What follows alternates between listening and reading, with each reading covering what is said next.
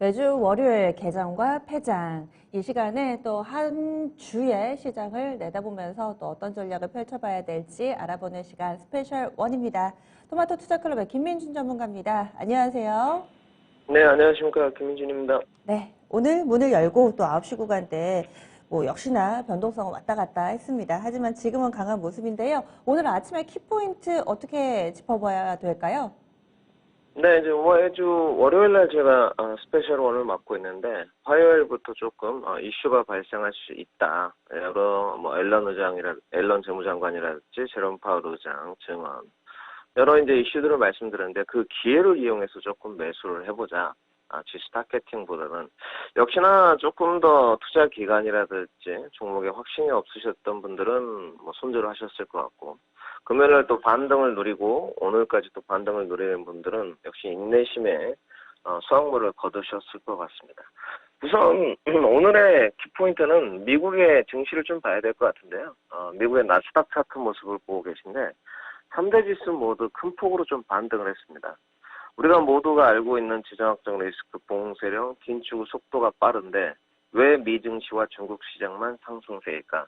반문을 좀 해봐야 되는 시기고요. 지금 보시는 모습은 상해 종합지수의 모습입니다. 그림이 곧 나갈 텐데 이 상해 종합지수도 끊임없이 올라가고 있습니다. 저점을 2860포인트 정도까지 찍고 어느새 3350포인트까지 도달한 모습입니다. 단지 국내 증시와의 커플링이 조금 아쉬웠던 부분이죠. 디커플링이 되면서 상당히 투심이 악화되고 신용 반대 매물이 좀 출현하고 더군다나 삼성전자의 어떤 공매도 원달러 환율을 부추기는 여러 요소들이 좀 있었지만 오늘은 국내 증시와의 커플링 여부가 좀 확인이 필요할 것 같습니다. 지금 현재 글로벌 어떤 스탠스를 좀 보게 되면 시황적인 요소도 있지만 미국의 전날 시장이 강했다고 해서 한국 시장이 그대로 커플링을 가져가는 것 같지는 않습니다. 야간 선물이 조금 강해야지만 덩달아서 홍콩 항생지수까지 좀 밀어주면서 우리 시장도 조금 박차를 가하게 되는데 오늘의 관전 포인트에서 가장 중요한 것은 시장의 선반영 요소들이 재료가 소멸되었다는 겁니다. 이제 뭐 우크라이나 가행 여부라든지 뭐 러시아의 디폴트라든지 G7 회의는 뭐 내일까지 진행됩니다만은 악재든 호재든 여러 가지 내용이 있었습니다만은 시장의 재료들이 소멸됐다는 부분은 가장 중요한 포인트인 것 같고요. 그다음에 아침 시장에 가장 중요한 것은 또 신용 매매와 반대 매매가 과연 멈추고 지금 신용 잔고가 19조 정도 수준인데요. 추가적으로 연속 매수가 조금 이어지면서 증시 견인차 약화를 할 수 있을지 역시나 그 안에는 삼성전자와 반도체 부분 그리고 자동차가 있다고 좀 말씀드려야 될 것 같고요. 그 다음에 마지막으로 투심 악화 부분이 진정세가 좀 확인되는지 그리고 원달러 환율이 하락 여부가 시장의 오늘의 추세를 좀 좌지우지하지 않을까 이렇게 예상을 좀 하고 있습니다. 네. 그래서 오늘 장에 대해서 이렇게 쭉 읽어봤습니다. 이번 주에는 어떤 부분들을 포인트를 두고 대응 전략을 세워봐야 될까요? 네, 아침 시간이 참 10분 정도인데 좀 짧다고 느끼는데 금주의 스페셜 원의 주제로는 G7 회의가 2일까지 좀 이어집니다. 그런데 이 G7 회의에서 과연 겉으로 보이는 어떤 내용은 지정학적 리스크 해결과 식량난 기후변화입니다. 그런데 저는 이후의 투정에 대해서 G7 국가들이 조금 이야기를 나눈다 이렇게 좀 생각을 하고 있거든요.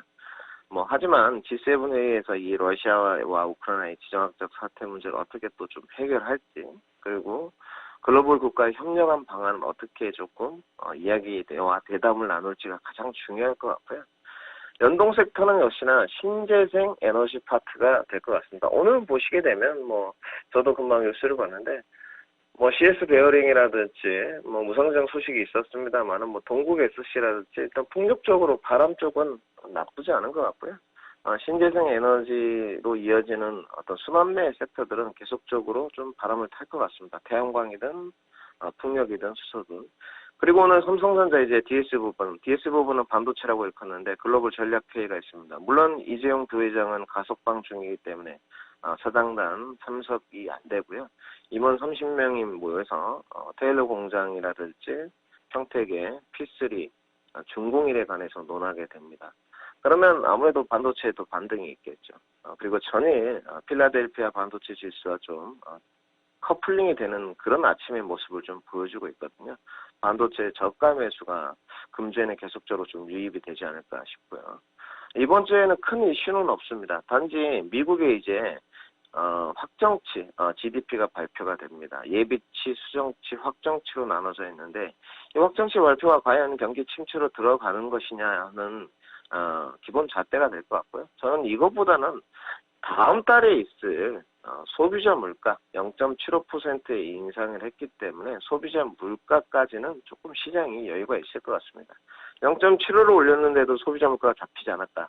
그러면 정말 자이언트 스텝이 아니고 더 큰 금리 인상이 있을 수 있기 때문에 그 부분이 가장 중요할 것 같고 지금은 조금 안도 랠리가 펼쳐질 것 같고요. 단지 한미일 정상회의가 금주에 있습니다. 역시나 동북아 정세에 관해서 조금 협력안을 미국이 주체로 이야기를 할 것 같고요. 그 다음에 지금 엔저 시대이기 때문에 이 부분에 관해서도 조금 논할 것 같습니다.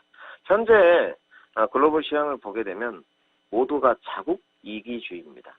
뭐 원자재 급등이라든지 전쟁이라든지 유가라든지 이 지금 자국 이기주의가 결국은 글로벌 협력 방안을 보게 되면 경기 침체로 이어지기 때문에 자국 이기주의를 벗어난 글로벌 협력 강화 방안에 관해서 또 경기 활성화 방안에 관해서 조금 주목을 해봐야 될 것 같고요.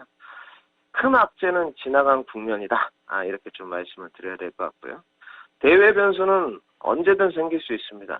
소나기를 신경 쓰시면 주식 못합니다. 지난주에도 말씀드렸듯이 그 구간을 이용해서 매수를 좀 해보고 내 종목과 섹터가 올라올 수 있는지 확인해보자 그랬습니다. 지금은 적극 매수 구간이라고 과감하게 좀 말씀을 드리고요.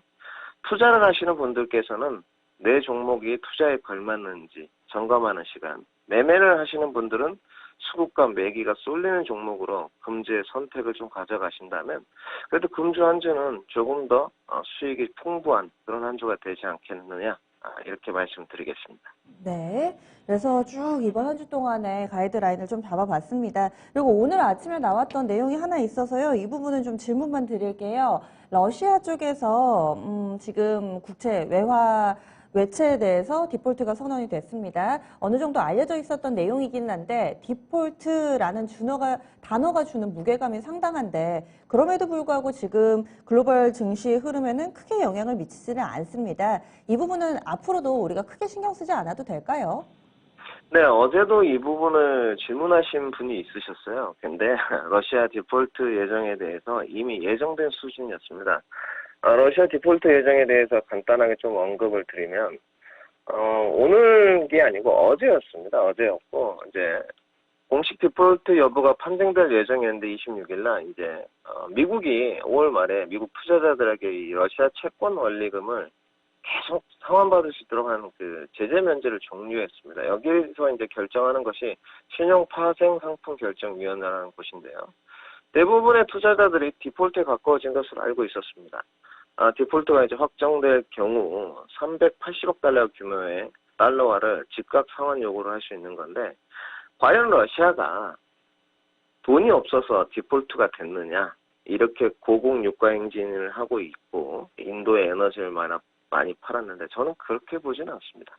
러시아가 디폴트로 이어질 만큼 채무 악화의 길로는 낸 것 같지 않고요.